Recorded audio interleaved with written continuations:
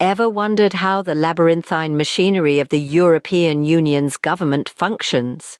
Imagine a complex network of corridors, each leading to a different facet of power and decision-making. It's a system shrouded in a veil of intrigue, a puzzle that's captivated minds across the globe. Yet beneath its intricate surface lies a structure rooted in unity, cooperation, and shared vision. So buckle up as we delve into the heart of this enigma. Today, we unravel the workings of this intricate system. The inception of the European Union is a tale of nations uniting for peace. As the dust settled after the Second World War, Europe was left in ruins, its landscape scarred by the atrocities of conflict. In the wake of this devastation, a new vision for Europe began to take shape.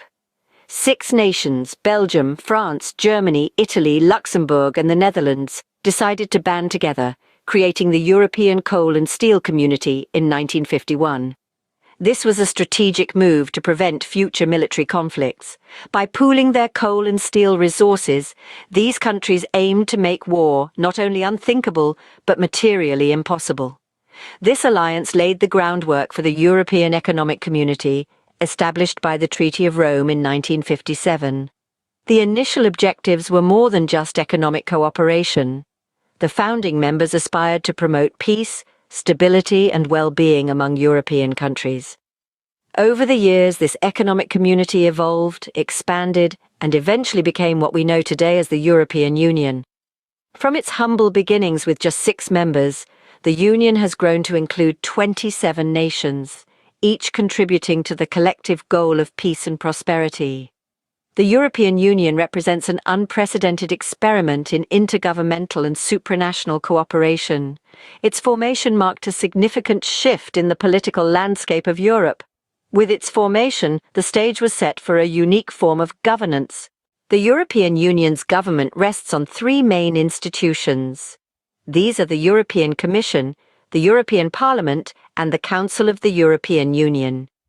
Each institution has a unique role and responsibilities that contribute to the overall functioning of the Union. Imagine the European Commission as the executive arm of the EU. Its members, known as commissioners, are responsible for proposing legislation, implementing decisions, and managing the day-to-day operations of the Union. They act independently of their home countries, serving the interests of the European Union as a whole. Next, we have the European Parliament, the democratic heart of the European Union. It's directly elected by EU citizens every 5 years to represent their interests on the European stage. The Parliament has the power to legislate, scrutinise, and establish the EU budget in conjunction with the Council of the European Union. It's the voice of the people, ensuring democratic accountability and openness in the EU. And then there's the Council of the European Union, often referred to as the Council of Ministers. This is the place where the member states' government ministers meet to adopt laws and coordinate policies. Each member state takes turns holding the presidency for 6 months at a time, shaping the agenda and leading discussions. The Council represents the interests of the member states and has the power to approve or reject the legislation proposed by the Commission. These 3 institutions don't exist in isolation, though.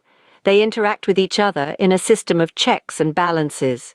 The European Commission proposes laws.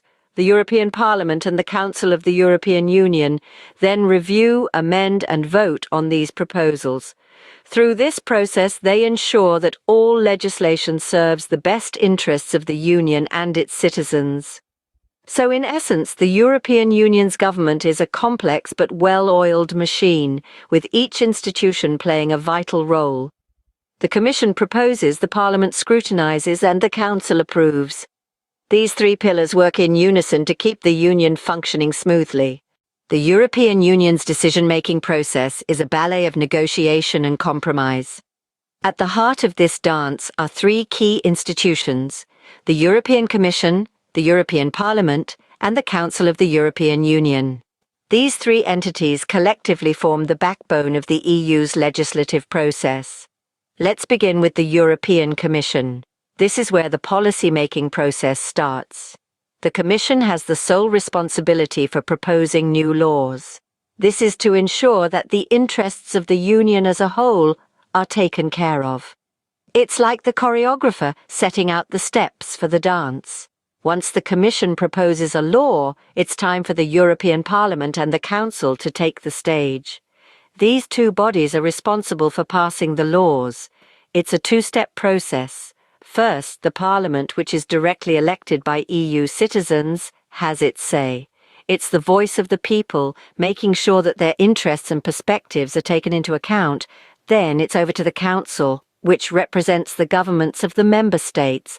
The Council reviews the proposal, adds its own insights, and, if there's agreement, the law is passed. This two-step process ensures that both the people and the governments of Europe have a say in the laws that are made. But the dance doesn't end there. The final player in this process is the European Court of Justice. Its role is to ensure that everyone is following the steps correctly, adhering to the laws that have been passed. It's the ultimate arbiter, making sure that the dance is performed as it should be. This intricate ballet of negotiation and compromise is what makes the European Union's decision-making process unique. It ensures that every voice is heard and every perspective is considered. It's a dance that's been refined over decades, ensuring that the interests of all member states and their citizens are taken into account. So while it may seem complex, it's a process that ensures fairness and balance. It's a process that makes sure that every member state has a voice in the Union's policies. The European Council is often seen as the strategic engine of the European Union. This isn't a random metaphor. The European Council is the driving force that sets the political agenda of the Union, shaping its overall direction and priorities. Let's break it down.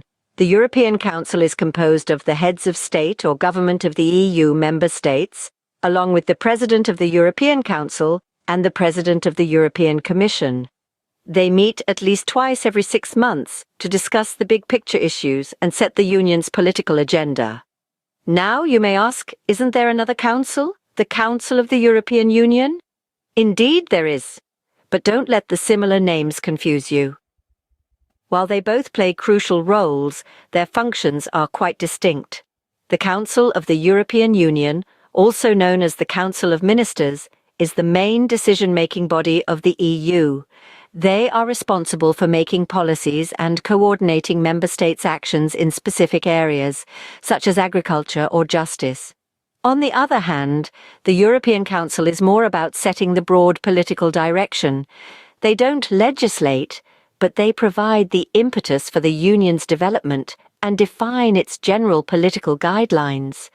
The European Council is the guiding force that steers the Union's direction.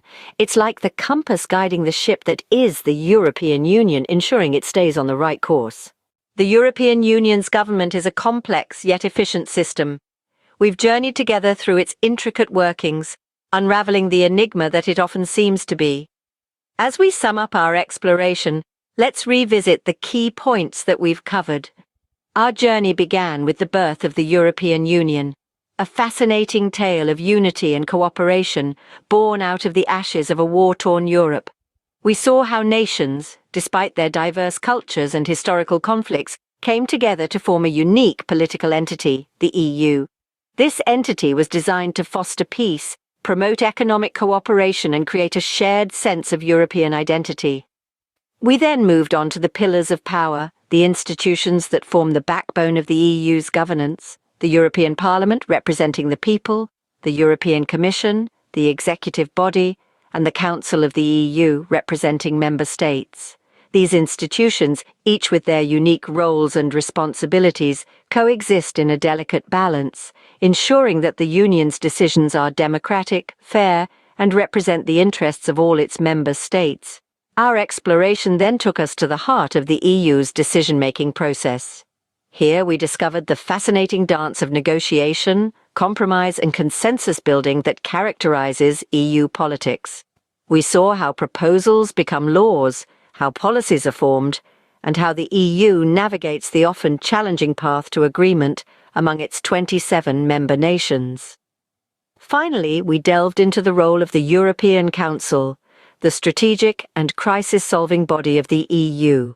Composed of the heads of state or government of the member states, along with the President of the Council and the President of the Commission, it sets the Union's political direction and priorities.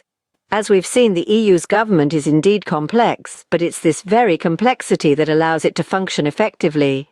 The interplay between its institutions, the balance of power, the process of decision-making, all these elements come together to form a system that, despite its challenges, has successfully maintained peace and prosperity in Europe for over half a century.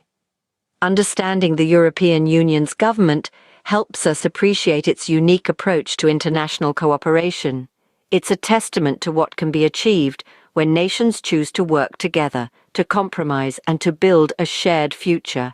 It's a story of unity, of cooperation, and above all, of the enduring power of shared ideals.